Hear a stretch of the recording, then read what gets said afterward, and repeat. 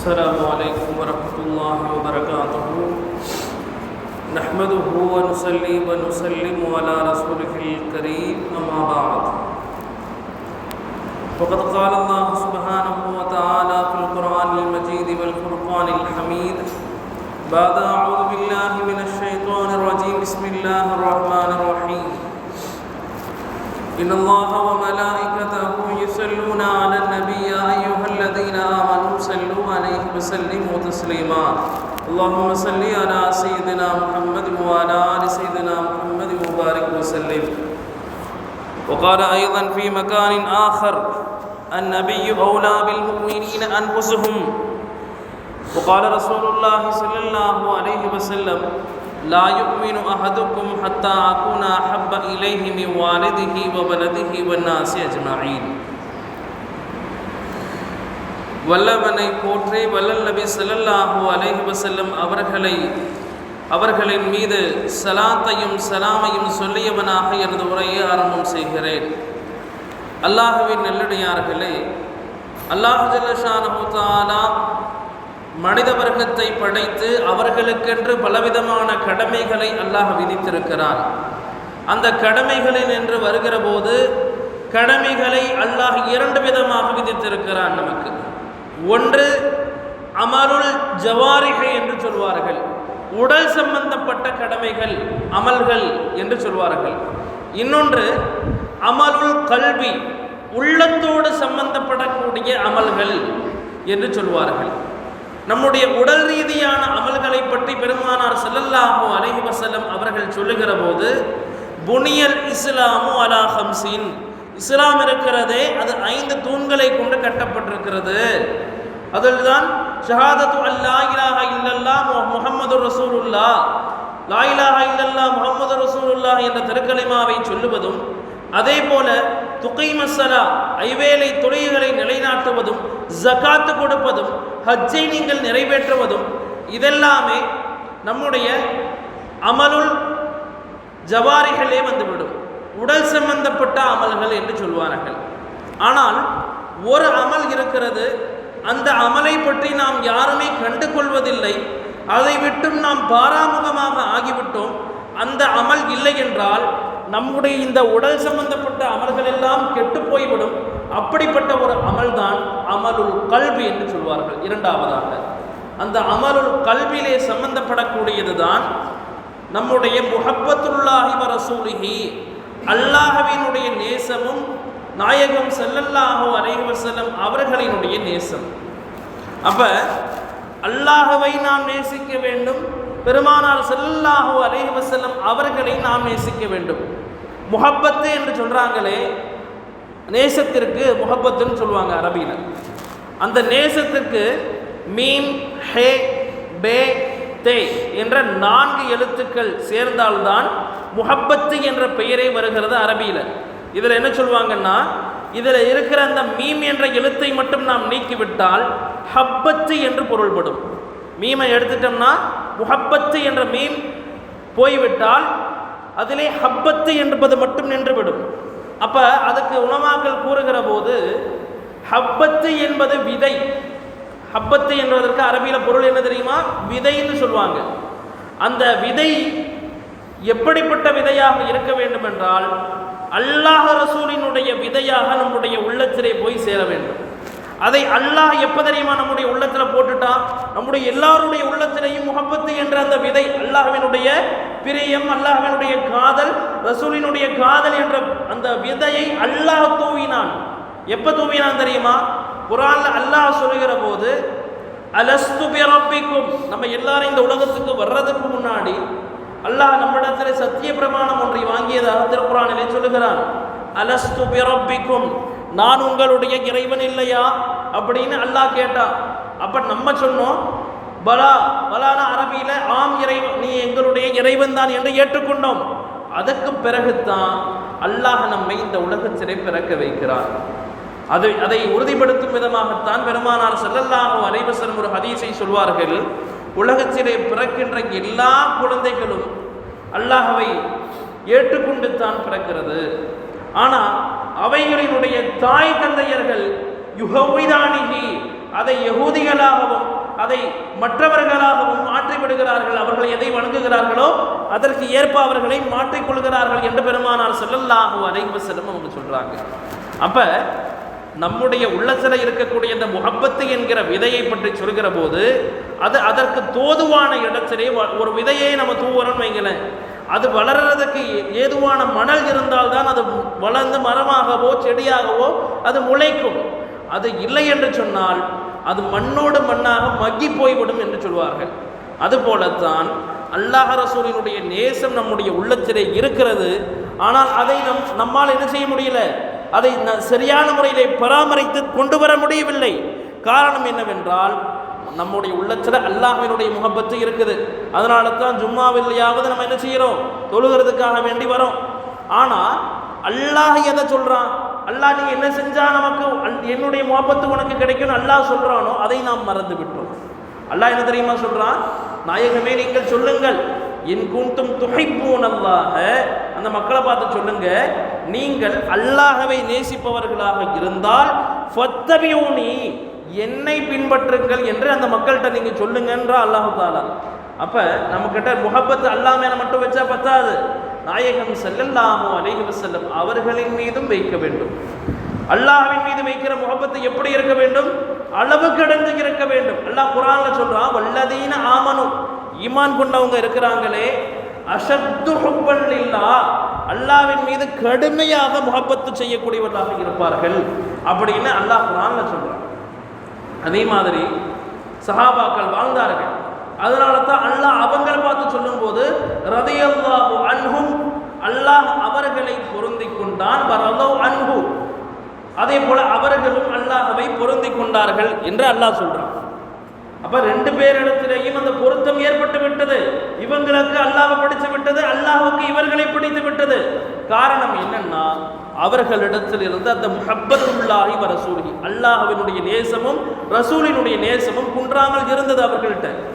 ஹதீஸ்ல வருது, ஹந்தலா என்ற ஒரு சஹாபி, அந்த சஹாபி என்ன செய்யறாங்க, நாஃபக்க ஹண்டலா, நாஃபக்க ஹண்டலான்னு அரபியில சொல்லிக்கிட்டு போயிட்டு இருக்கிறாங்க.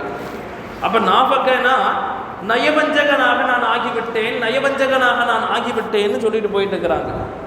அவர்களை இடையிலேயே தடுத்து நிறுத்துறாங்க. அபூபக்கர் சித்தீக் ரலியல்லாஹு அன்ஹு கேட்குறாங்க, ஹந்தலாவே நீங்களும் ஒரு முஸ்லீம் தான், ரசூலுல்லாஹி ஸல்லல்லாஹு அலைஹி வஸல்லம் அவங்க மேலே ஈமான் கொண்டிருக்கிறீங்க, ஆனாலும் நீங்கள் நயவஞ்சகனாகி விட்டேன்னு ஏன் சொல்கிறீங்கன்னு கேட்குறாங்க.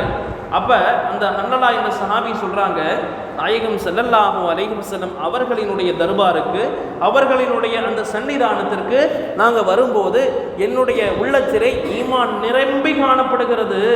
ஆனால் நான் வீட்டுக்கு போயிட்டேன்னா என்னுடைய குழந்தை குட்டிகளுடைய ஞாபகம் வந்து அல்லாஹ் ரசூலினுடைய ஞாபகத்தை மறக்கடித்து விடுகிறது. அப்போ ரசூலுல்லாஹ்வுக்கு முன்னாடி நான் ஒரு மாதிரி இருக்கிறேன், வீட்டுக்கு போயிட்டா நான் வேற மாதிரி மாறிடுறேன், அல்லாஹ்வினுடைய அந்த ஞாபகம், அல்லாஹ்வினுடைய அச்சம் என்னுடைய உள்ளத்திலே குறைந்து போய் விடுகிறதுன்னு கவலைப்படுறாங்க. ஆனால் நம்முடைய கவலை இன்னைக்கு இப்படி இருக்குதா யோசிச்சு பாருங்க. அப்ப அபூபக்கர் ரலியல்லாஹு அன்ஹு சொன்னாங்களாம், நானும் இதே போலையான நோயினால் பாதிக்கப்பட்டிருக்கிறேன், அப்ப நானும் நயவஞ்சகனாக ஆகிவிட்டேன்னு சொல்லிட்டு நாயகம் ஸல்லல்லாஹு அலைஹி வஸல்லம் போறாங்க. அப்ப பெருமானார் ஸல்லல்லாஹு அலைஹி வஸல்லம் ஏன் இப்படி சொல்றீங்கன்னு இதே விஷயத்தை கேட்டு எல்லாத்தையும் சொல்றாங்க. அதே மாதிரி இது மாதிரி எங்களுக்கு இருக்குது நாயகமே, உங்களுக்கு முன்னாடி நாங்கள் வந்தோம்னா அல்லாஹ் ரசூலினுடைய விஷயத்தை பற்றி நீங்கள் பேசும்போது எங்களுடைய ஈமான் நிரம்பி காணப்படுகிறது. ஆனால் எங்களுடைய வீட்டுக்கு போயிட்டோம்னா அதை பற்றி நாங்கள் கவலைப்படாமல், அதாவது அல்லாஹ் ரசூலினுடைய அச்சம் இல்லாமல் பாராமுகமாக நாங்கள் ஆகிவிடுகிறோமே, அப்போ நாங்கள் நயவஞ்சகிறது தானே அப்படின்னு சொல்லி ஸல்லல்லாஹு கேட்டாங்க. ஸல்லல்லாஹு சொன்னாங்க. அப்போ ஸல்லல்லாஹு சொன்னாங்க, சஹாபாக்களே இதுக்கு பேர் நயவஞ்சகம் கிடையாது, இது சாதாரண எல்லா மனிதருக்கும் இருக்கக்கூடிய ஒரு சுபாவம் தான்.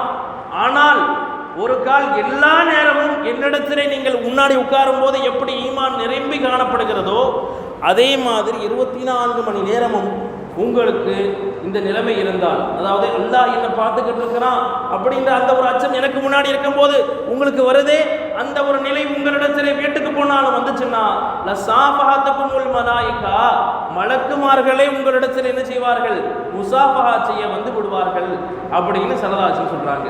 அப்ப இந்த ஒரு நிலை நமக்கு வர வேண்டும். அப்ப பெருமானார் ஸல்லல்லாஹு அலைஹி வஸல்லம் அவங்க மேல நான் நேசம் வச்சிருக்கேன் நம்ம சொன்னா மட்டும் பத்தாது, அதற்குரிய சில அடையாளங்களை மார்க்க அறிஞர்கள் குறிப்பிட்டு காட்டுறாங்க. அதை நாம் பின்பற்ற வேண்டும். சொல்றாங்க, முதல் விஷயமாக ஒரு மனிதன் அல்லாஹ்வையும் ரசூலையும் நேசிக்கிறேன் என்று சொல்லுகிறையா, முதலாவதாக முஹப்பத்துல்லாஹி வ ரசூலிஹி, அல்லாஹ்வினுடைய முஹப்பத்து அளவு கடந்து இருக்க வேண்டும். இந்த படைப்பினங்களிலே யாருக்கும் நீங்கள் அடிபணிய வேண்டாம், அல்லாஹ் ஒருவனுக்கு மட்டும் கட்டுப்பட்டு நீங்கள் நடக்க வேண்டும். இதுதான் அல்லாஹ்வுக்கு நீங்கள் அடிபணிவது என்று பொருள். இன்னொரு விஷயம் என்ன தெரியுமா, கட்டுப்பட்டா மட்டும் போதாது, கட்டுப்படுதல இன்னொரு விஷயமும் நுழைஞ்சிரும். அல்லாஹ் சொன்னதை மட்டும் செஞ்சா பத்தாது. அல்லாஹ் என்னென்ன விஷயங்களை விட்டு தடுத்திருக்கின்றானோ அந்த எல்லா விஷயங்களை விட்டு தவிர்ந்திருக்க வேண்டும். அப்ப இந்த 2 குணங்களும் நம்மிடத்திலே இருக்க வேண்டும். அதே மாதிரி ஸல்லல்லாஹு அலைஹி வஸல்லம் அவர்கள் இடத்திலே ஒரு மனிதர் வருகிறார். வந்து சஹாபாக்களுக்கு ஸல்லல்லாஹு அலைஹி வஸல்லம் பொதுவாகவே வேற ஊருக்கு அனுப்புனாங்கன்னா தொழு வைக்கிறதுக்காக வேண்டி, இமாமத்து செய்யறதுக்காக வேண்டி ஒருத்தரை நியமித்து அனுப்புவாங்க. அப்படி அனுப்பும்போது ஒரு சஹாபாக்களுடைய சில கூட்டத்தில் வராங்க. வந்து பெருமானார் ஸல்லல்லாஹு அலைஹி வஸல்லம் சொன்னாங்க, நாயகமே, எங்களுக்கு நீங்கள் ஒருத்தர் தொழுகிறதுக்காக வேண்டி நியமிச்சிங்க, தொழுக வைக்கிறதுக்கு. அவர் எப்போ பார்த்தாலும் குல் ஹுவல்லாஹு அஹத் சூறாவை தான் ஓதிக்கிட்டு இருக்கிறாரு, வேற எந்த சூறாவையுமே அவர் ஓத மாட்டாரு, சூரத்துல் இஹ்லாஸை மட்டுமே ஓதிக்கொண்டிருக்கிறான்னு சொன்னாங்க. அப்ப ஸல்லல்லாஹு அலைஹி வஸல்லம் அவரிடத்துல எதுக்காக வேண்டி இந்த சூறா ஓதுறீங்கன்னு சொல்லி கேட்ட ஆள் அனுப்புனாங்க. அப்போ ஆள் அனுப்பிய போது அந்த சஹாபி சொன்னாங்களா, ஏன்னா நான் அந்த சூறாவை நான் நேசிக்கிறேன். குல் ஹுவல்லாஹு அஹத் சூறாவை எடுத்து பார்த்தீங்கன்னா அதுல முழுவதுமாக அல்லாஹ் தன்னை பற்றி மட்டுமே பேசுகிறார். அல்லாஹ் ஒருவன், அல்லாஹ் தேவையற்றவன், அல்லாஹ் பிறக்கவும் இல்லை, பிறக்க வைக்கப்படவும் இல்லை என்று அல்லாஹ் தன்னுடைய தன்மைகளை பற்றி மட்டுமே பேசக்கூடிய ஒரு சூறா. அல்லாஹ்வை நான் நேசிக்கிறேன், அதனால அந்த சூறா எனக்கு பிடிச்சிருக்குது, அதனால நான் அதை ஓதுறேன்னு அந்த சஹாபி சொல்லிட்டாங்க. அப்ப ஸல்லல்லாஹு அலைஹி வஸல்லம் இதே பதில் போகுது. அப்ப ஸல்லல்லாஹு அலைஹி வஸல்லம் சொன்னாங்கன்னா, அல்லாஹ்வும் அவரை நேசிக்கிறான் அப்படின்னா. அப்ப ஒவ்வொரு மனிதனும் என்ன நினைக்க கூடாது, நம்ம பெரிய பாவி, என்ன அல்லாஹ் மன்னிக்கவே மாட்டான், அதனால நம்ம தொழுகவே வேணாம், அல்லாஹ்வுடைய வாசலின் பக்கம் போகவே வேண்டாம் என நினைக்காதீர்கள். அல்லாஹ்வினுடைய வாசல் இருக்கிறதே கர்கரா என்று சொல்வார்கள். நம்முடைய உம்மத்திற்கு கர்கராவினுடைய அளவின் வரைக்கும் திறந்திருக்கிறது. கர்கரா என்றால் அந்த மௌத் சே கபல் தக் அப்படின்வாங்க, மௌத் சே பஹலே தக் ஹமாரி தௌபா குலா ஹே, அதாவது சொல்லுவாங்க உருதுல, நம்முடைய தௌபாவினுடைய வாசல் இருக்கிறதே நம்ம மரணிக்கிறதுக்கு முன்னாடி வரையிலும் திறக்கப்பட்டிருக்கிறது. ஒரு மனுஷனுக்கு நம்ம பாவம் செஞ்சுட்டோம், அதனால அல்லாஹ் கிட்டே நம்ம போவேன்னா நம்ம நினைக்கிறோம் இல்லையா? ஆனா அல்லாஹ் என்ன தெரியுமா நினைக்கிறான், ஒரு அடியான் தௌபா செய்தார், ஒட்டகம் காணாமல் போய்விட்டது. ஒரு மனுஷனுக்கு ஒட்டகம் இருக்குதுல்ல, அந்த ஒட்டகம் ஒரு பாலைவனத்தில் காணாமல் போயிடுச்சு. அதை ரொம்ப நேரமா அவர் தேடிக்கிட்டு இருக்கிறாரு. அந்த ஒட்டகம் கிடைத்தால் அவருக்கு எவ்வளவு சந்தோஷம் கிடைக்கும் இல்லையா? அவ்வளவு சந்தோஷத்தை அல்லாஹ் அடைகிறான். அப்ப அல்லாஹ்வினுடைய சந்தோஷத்துல தான் நம்முடைய சந்தோஷம் இருக்கிறது. ஆனா நம்ம என்ன நினைக்கிறோம், அல்லாஹ்வை மறந்து விட்டு மற்ற விஷயங்களின் பக்கம் கவனத்தை செலுத்துறோம். அப்போ ஒரு மனுஷன் அல்லாஹ்வை நேசிக்கிறான்னா அதுக்கு முதலாவது நிபந்தனையாக சில நிபந்தனைகளை அடையாளங்களை சொல்றாங்க.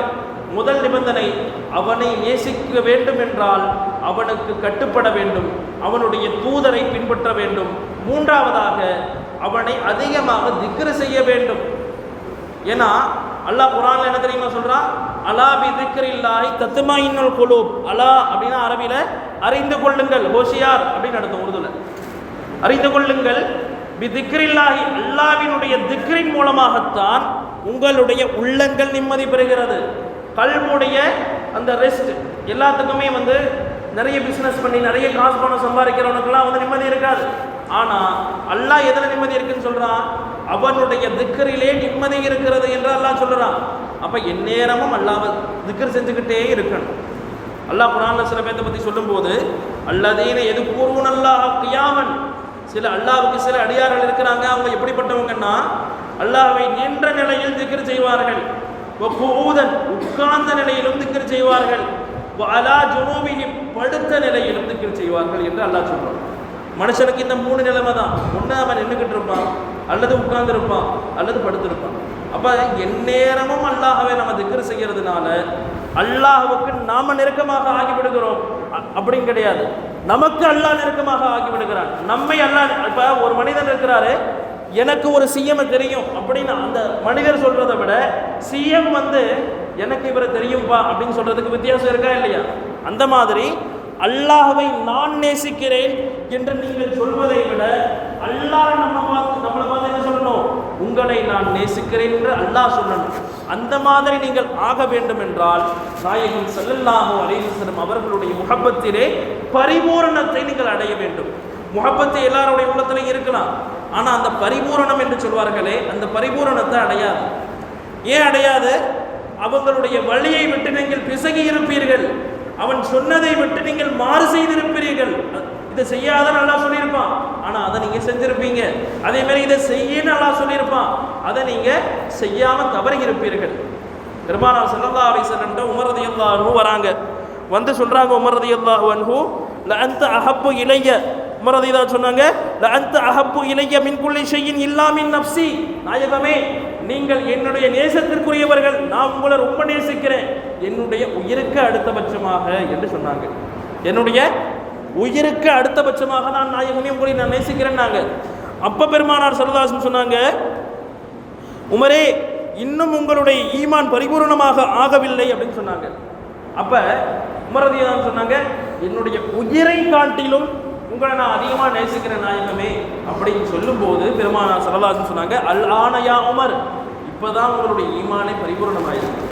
அப்ப நம்முடைய உயிரை காட்டிலும் பெருமானாரை நாம் மதிக்க வேண்டும், அவர்களின் மீது பிரியம் வைக்க வேண்டும். ஏன்னா பெருமானார் ஸல்லல்லாஹு அலைஹி வஸல்லம் தன்னுடைய ஹதீஸில் சொல்லும்போது, லா யுக்மினு அஹதுக்கும், உங்களில் யாரும் முக்மீனாக ஆக முடியாது, ஹத்தா அகுன அஹப்ப இலைஹி, நான் அவரிடத்திலே நேசத்திற்குரியவராக ஆகும் வரை, பி வாலிதிஹி, யாரை விட அதிகமாக நேசம் வைக்கலாம்? அதையும் சொன்னாங்க, உங்களுடைய தந்தையை விட என் மீது நீங்கள் அதிகமாக நேசம் வைக்க வேண்டும். உங்களுடைய வலதிகி, உங்களுடைய குழந்தைகளை விட என் மீது அதிகமாக நேசம் வைக்க வேண்டும்.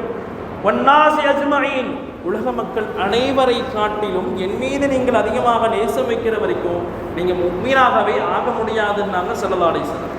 அப்போ பெருமானார் ஸல்லல்லாஹு அலைஹி வஸல்லம் அவங்களுடைய அந்த நேசம் இருக்கிறதே, அதுதான் நம்மை பரிபூரணத்தின் பக்கம் சென்றடைய வைக்கிறது.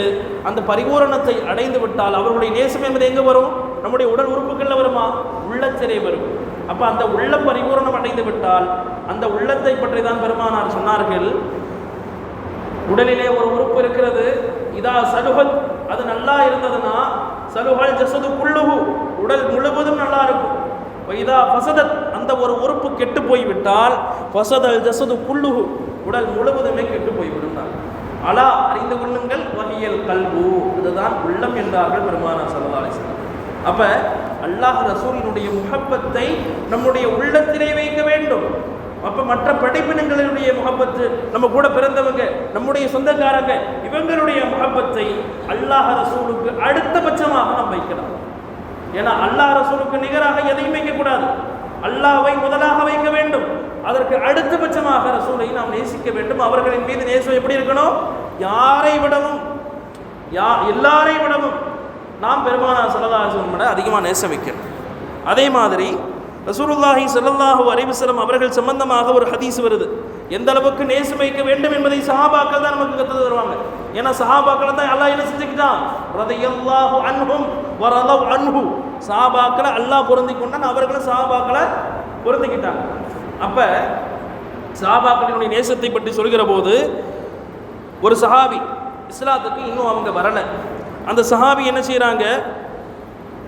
இஸ்லாத்தில் வர்றதுக்கு முன்னாடி ஹுதைபியா என்ற ஒரு உடன்படிக்கை நடக்குது. அந்த இடத்துல, ஹுதைபியா என்ற இடத்துல காஃபிர்களுக்கும் முஸ்லீம்களுக்கும் நடுவில் ஸல்லல்லாஹு அலைஹி வஸல்லம் ஒரு இடத்துல இருக்கிறாங்க, காஃபிர்கள் வேறு ஒரு இடத்துல இருந்து வந்துக்கிட்டு இருக்கிறாங்க. அப்போ ஒரு மனிதரை அனுப்பி அந்த முஸ்லீம்களை என்ன செய்கிறாங்க பாருங்கன்னு சொல்லி அனுப்பி வைக்கிறாங்க.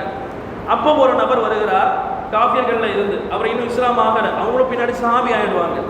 அப்போ காஃபிரான நிலையிலே சஹாபாக்கள் என்ன செய்கிறாங்கன்னு சொல்லி பார்க்கறதுக்காக வேண்டி வராங்க. வந்து பார்த்து விட்டு நபி ஸல்லல்லாஹு அலைஹி வஸல்லம் அவங்களையும் சஹாபாக்களையும் அவங்களுடைய செயல்களையும் பார்த்து விட்டு அந்த சஹாபி திரும்பி போகிறாங்க. சஹாபி ஆகிறதுக்கு முன்னாடி காஃபிரான நிலையில் என்ன செய்கிறாங்க? திரும்பி போகிறாங்க. போய் அந்த சஹாபி என்ன தெரியுமா சொல்கிறாங்க? நான் எத்தனையோ அரசர்களை நான் பார்த்திருக்கிறேன், ஆனால் வல்லாஹி லக்கது வஃபத்து அலல் முலூக்கி வஃபத்து அலா கிஸ்ரா வ கைசர் வன் நஜாஷி, இதெல்லாம் ஒவ்வொரு நாட்டினுடைய அரசர்களினுடைய பெயர். கைசர் என்ற ஒரு நாட்டினுடைய அரசருக்கு பெயர், கிஸ்ரா என்பது ஒரு நாட்டினுடைய அரசருக்கு பெயர், நஜாஷி என்பது ஒரு மன்னருடைய பெயர். இப்படி அந்தந்த நாடுகளினுடைய அரசர்களை எல்லாம் நான் சஞ்சரித்திருக்கிறேன். ஆனா பெருமானார் ஸல்லல்லாஹு அலைஹி வஸல்லம் அவங்களுக்கு சஹாபாக்கள் செய்கிற ஒழுக்கத்தையும் மரியாதையையும் போல் நான் ஒருவரையும் கண்டதில்லை என்று சொன்னார்கள். சொல்லிட்டு சொன்னாங்க, வல்லாஹி மா பஸக புஸாகன் ஃபவகா ஃபீ யதி அஹதிஹிம் இல்லா தலக பிஹி வஜஹு வ ஜலதஹு.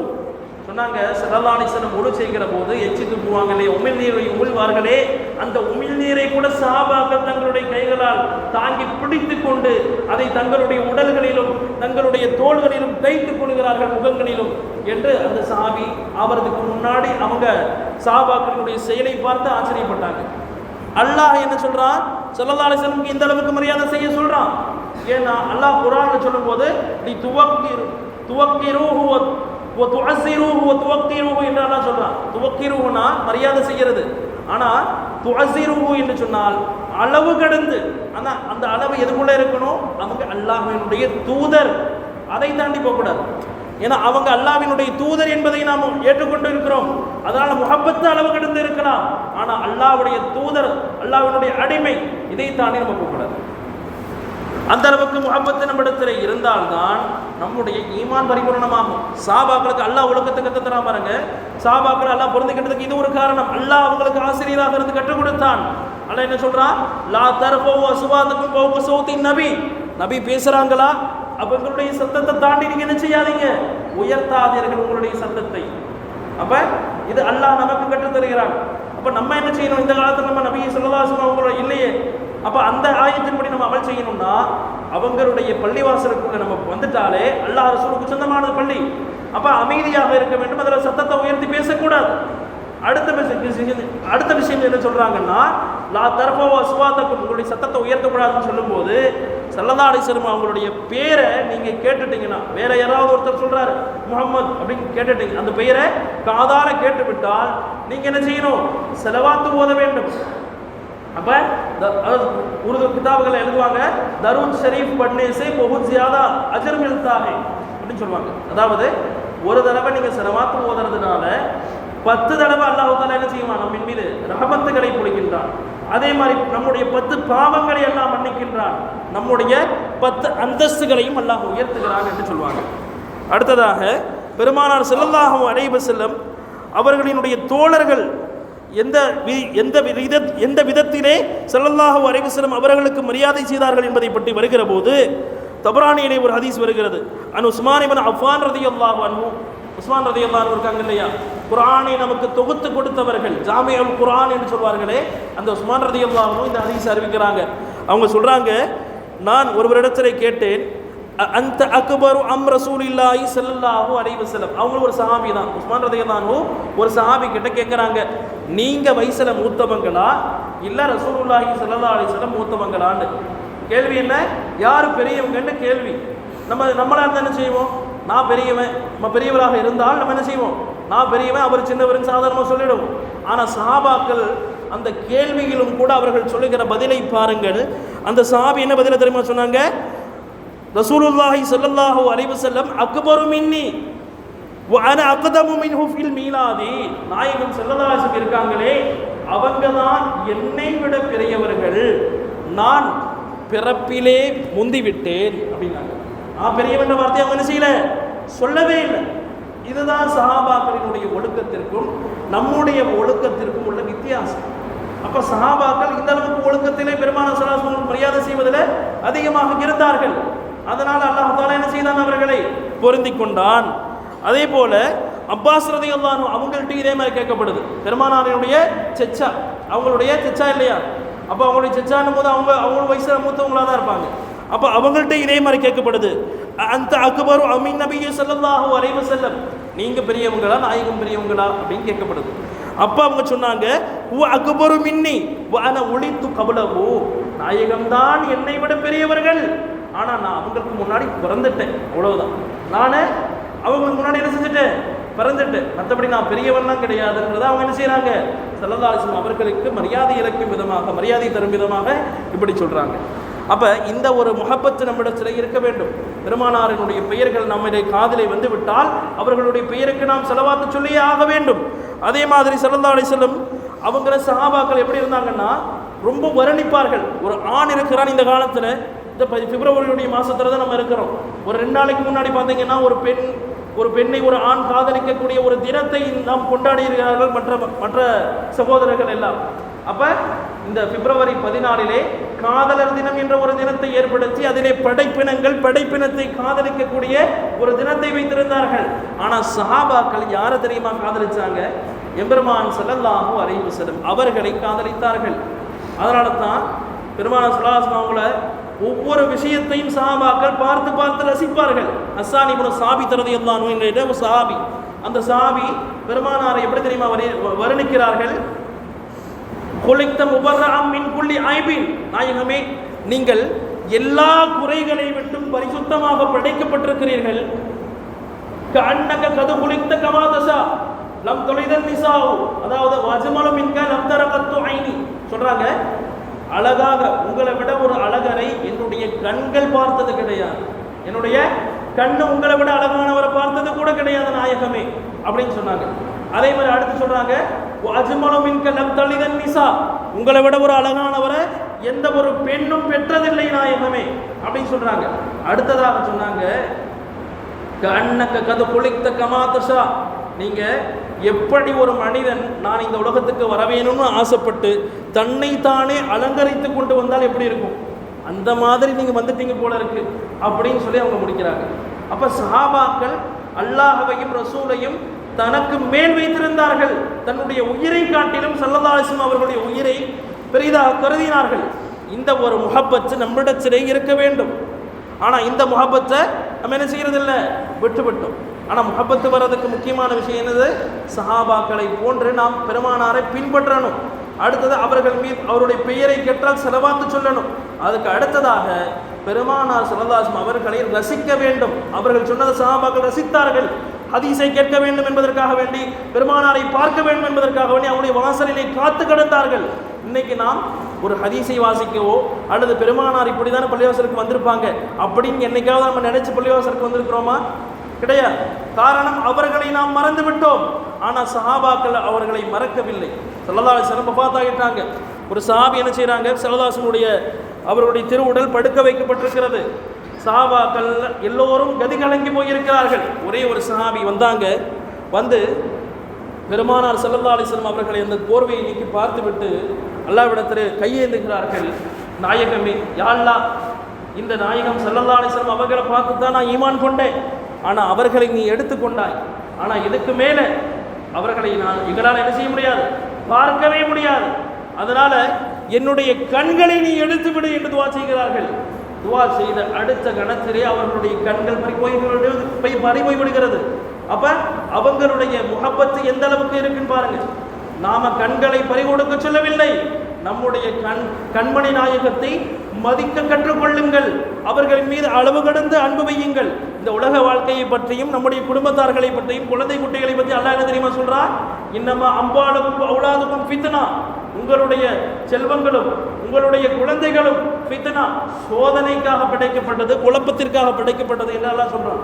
அப்ப அவங்களுடைய முஹப்பத்தை தூக்கி எறிந்துவிட்டு நம்ம வரக்கூடிய சிறப்புக்குரிய நாட்கள் எல்லாம் அல்லாஹ் நமக்கு படைக்கிறது எதனால தெரியுமா? இந்த வெள்ளிக்கிழமை என்ற இரவு இருக்குதே, ஈதுல்லில் மசாக்கின், ஏழைகளுக்கு ஈது பெருநாள் என்று வருகிறது. அப்ப இந்த நாளையெல்லாம் படைக்கிறது எதனால தெரியுமா? அந்த நாளிலாவது அல்லாஹ் அல்லாஹ் அல்லாஹ் என்று என்னுடைய வாசலை தேட என்னுடைய அடியார்கள் வந்துவிட மாட்டார்களா என்று அல்லாஹ் இயங்குகிறான். ஒரு கிதாபில் எழுதுறாங்க, முக்தாஷபுல் குழு, அந்த கஷ்ஃபுல் மஹஜூப் என்ற கிதாபில் பதிவு செய்கிறாங்க. ஒரு இறைநேசர் அவர் என்ன செய்கிறாரு, 70 வருடங்களுக்கு மேலாக அல்லாஹ்வை வணங்கியிருக்காரு. பல வருடங்களுக்கு மேலாக என்ன செய்திருக்காரு, அல்லாஹ்வை ஒரு மலையின் மீது நின்று வணங்கி கொண்டே இருக்கிறார். ஆனால் அல்லாஹ் என்ன செய்கிறான், ஒரு மலக்கை அனுப்பி அவருடைய வணக்கங்கள் ஏற்றுக்கொள்ளப்படவே இல்லை என்று நீ சொல்லுன்னு சொல்கிறான். அப்போ அதே போல என்ன செய்யப்படுது, சொல்லப்படுது. அப்போ அவர் என்ன செய்கிறாரு தெரியுமா? நம்மளை இவ்வளோ வருஷமாக வணங்கி அல்லாஹ்வை வணங்கி அல்லாஹ் என்னைக்காவது ஒரு நாள் நம்முடைய ஒரு தொழுகை ஏற்றுக்கொள்ளவில்லைன்னு சொன்ன என்ன செய்வோம், குதிப்போம். ஏன்னா நான் வந்ததே பெருசு, நான் பள்ளிவாசலுக்குள்ள வந்து தொழுதுட்டேன், நம்ம வந்து தம்மை தாமே பெருமை அடித்துக் கொண்டிருப்போம். ஆனால் அவர் என்ன செய்கிறார் தெரியுமா? அவர் சந்தோஷத்திலே குதிக்கின்றார். அவர் சந்தோஷத்தில் குதிக்கிறார். உன்னுடைய தொழுகை ஏற்றுக்கொள்ளப்படவில்லை, உன்னுடைய வணக்கம் ஏற்றுக்கொள்ளப்படவில்லைன்னு சொன்ன பிறகு அவர் என்ன செய்கிறாரு? சந்தோஷத்தில் குதிக்கிறார். அப்போ அவர்கிட்ட கேட்கப்பட்டது, ஏயா நீ வருத்தப்பட வேண்டும், நீ கவலைப்பட வேண்டும் என்று அல்லாஹ் இப்படி சொல்லி அனுப்பினான். ஆனால் நீ சந்தோஷப்படுறேன்னு சொல்லும்போது அவர் சொன்ன வார்த்தை என்ன தெரியுமா? நான் இவ்வளவு வருடம் வணங்கினேனே, அதை அல்லாஹ் பார்த்துருக்கான் தெரியுமா? பார்த்ததுனால தான் ஏற்றுக்கொள்ளப்படவில்லை என்று சொல்லியிருக்கிறான். அப்போ அவன் பார்த்து விட்டானே, அது எனக்கு போதும். அப்போ அல்லாஹ்வை நம்ம வணங்கும் போது என்னுடைய தொழுகை ஏற்றுக்கொள்ளப்பட வேண்டும் என்ற எண்ணத்தில் வணங்கக்கூடாது. அல்லாஹ்வை நான் வணங்குகின்றேன் என்ற எண்ணத்திலே வணங்க வேண்டும். எனவே அல்லாஹ் ரசூலுடைய முஹப்பத்தை அல்லாஹ் நம் அனைவருக்கும் தந்த அருள் புரிவானாக. வாஹிரு தஅவானா அல்ஹம்துலில்லாஹ். அஸ்ஸலாமு அலைக்கும் வரஹ்மத்துல்லாஹி வபரகாத்துஹு.